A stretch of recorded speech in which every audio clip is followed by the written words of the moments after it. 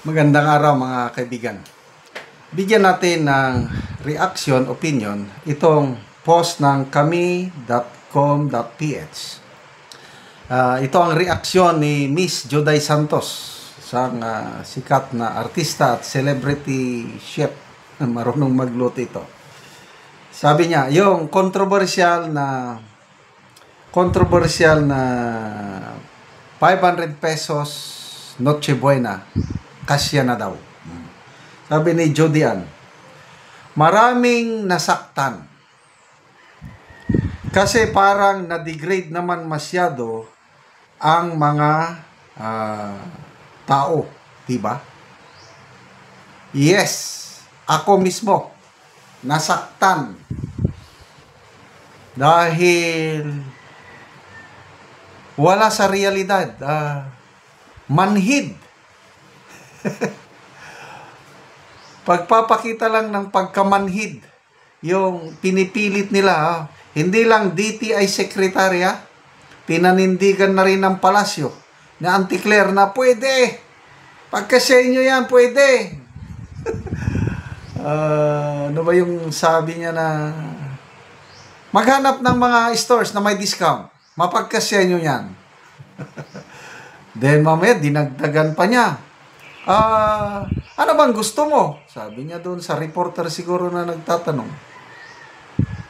Eh di bumili ka ng mumurahing chapsoy at bihon. Talagang kung talagang may pakiramdam pa sila, bakit hindi na lang sana humingi ng sorry? Wala eh.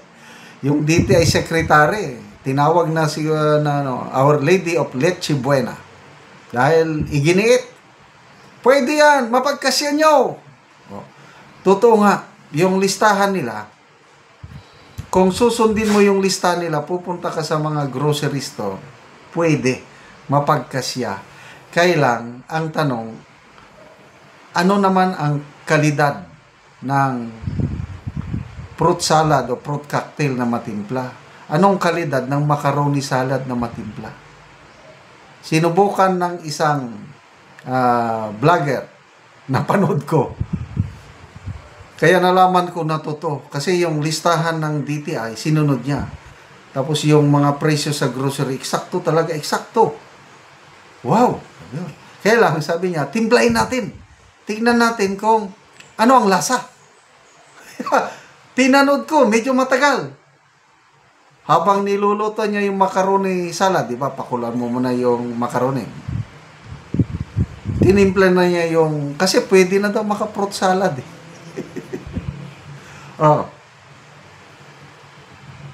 Isang lata ng fruit cocktail. Tapos, all-purpose cream ba yun? Ordinary lang. Nung tinikman niya, sabi niya, walang lasa, walang katamis-tamis. Di wag ka na lang mag-Noche Buena pag ganun ang kalidad ng iyong kakaining fruit salad. Once a year lang tayo mag-celebrate ng Pasko. Eh tayo mga Pilipino, mahilig kumain. Kaya bahala nang mangutang po tayo. Mangutang na lang dahil yan ang isang pinakamaligayang araw ng ating taon, yung Noche Buena na yan. Eh ginagawa nilang Leche Buena eh. Macaroni. Niloto niya na. Macaroni, ano ba yun? Cheese, at saka mayonnaise ata. Yun lang. Ang sahog. Tinimpla niya, tinimpla. Nung tinikman niya, umasim ang mukha. Di na lang ko mag-Noche Buena. Pag ganitong klase ang aking kakainin. Talagang nakakasakit, nakaka-insulto sa ordinaryong Pilipino. Parang sinasabi nila na magtiis kayo. Eh, pobre kayo eh. Pasalamat ka kayo at may 500. Kaya wag na kayong siging karikla-reklamo. Pagkasya nyo na, magkasya yan lagi. Magkasya nga. Pinaka-the best na suggestion. Nakialam na rin si Miss Universe Gloria Diaz. Sabi niya,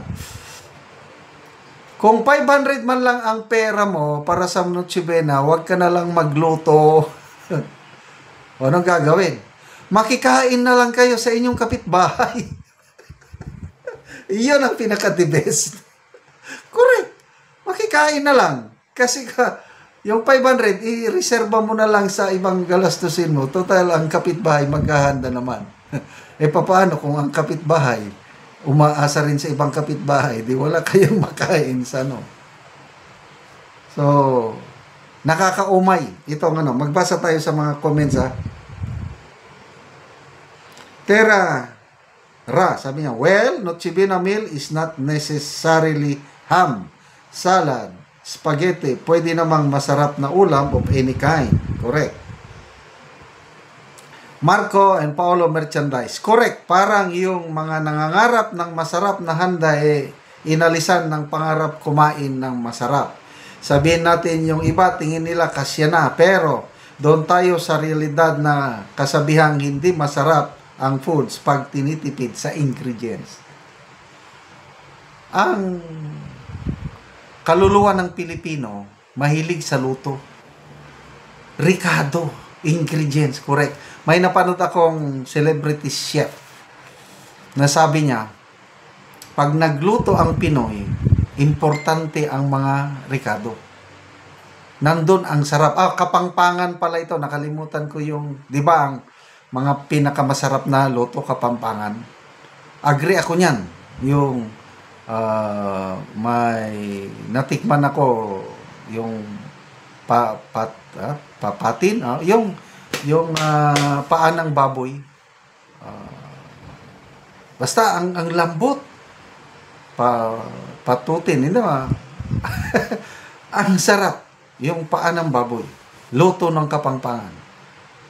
Dahil nga may kakaiba, may ginamitan ng mga ricado. Kaya yung 500 pesos ng DTI, walang kari-karikado yon. Talagang, anong tawag doon? Pang-iinsulto sa mga Pilipino na wala kayong taste, huwag na kayong mangarap, magkain ng masarap. Basta lang may Noche Buena kayo pagka sa inyo yung 500. Ganon ang dating. Kaya, lalong, nagagalit ang taong bayan. Ngayon, bagsak na ang rating ng Marcos Jr. Kasi yung latest na WR numero na rating, noong August, 35% siya. Ngayong November, wala na. 21% na lang. Sige, ipagpilitan nyo pa ang 500 pesos para Leche Buena. Salamat mga kaibigan sa inyong pagsubaybay sa ating channel. Nakakatulong kayo ng malaki sa tribong Talandig ng Bukidnon dahil ang income natin sa channel na ito pantulong po sa tribo. Namimigay tayo ng libreng yero at pako para makapagpatayo itong tribo ng mas maayos na tirahan. Panoorin yung video na ito. Karon mo na niyang matagaan og yero si tatay. Sa naghatag ayan sa aning sin. Si tatay.